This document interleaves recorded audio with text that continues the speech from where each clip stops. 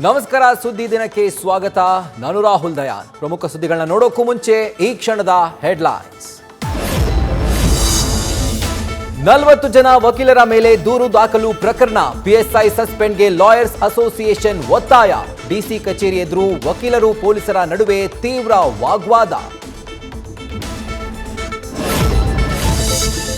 ರಾಜ್ಯದ ಮೊರಾರ್ಜಿ ವಸತಿ ಶಾಲೆಗಳಲ್ಲಿ ಘೋಷವಾಕ್ಯದ ದಂಗಲ್. ಸಮಾಜ ಕಲ್ಯಾಣ ಇಲಾಖೆ ನಡೆ ಸಮರ್ಥಿಸಿಕೊಂಡ ಸಚಿವರು. ಅಧಿಕಾರಿಗಳದ್ದೇ ತುಗ್ಲಕ್ ದರ್ಬಾರ್ ಅಂತ ಬಿಜೆಪಿ ಆಕ್ರೋಶ.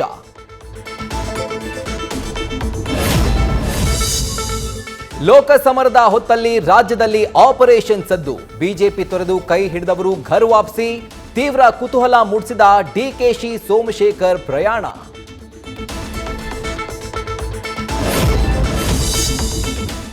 ಸಿಎಂ ಸಿದ್ದರಾಮಯ್ಯ ಸೇರಿ ಕಾಂಗ್ರೆಸ್ ನಾಯಕರಿಗೆ ರಿಲೀಫ್.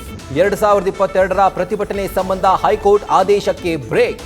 ಕಾಂಗ್ರೆಸ್ ನಾಯಕರ ವರ್ತನೆಗೂ ಬೇಸರ ವ್ಯಕ್ತಪಡಿಸಿ ಸುಪ್ರೀಂ ಕೋರ್ಟ್.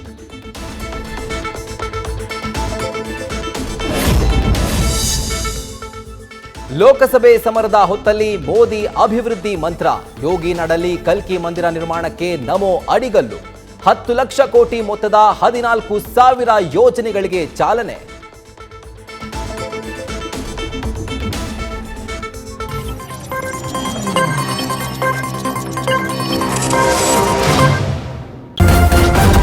ನ್ಯೂಸ್ ಫಸ್ಟ್, ನಿರ್ಭೀತಿಯಿಂದ ನಿಮ್ಮ ಪರವಾಗಿ.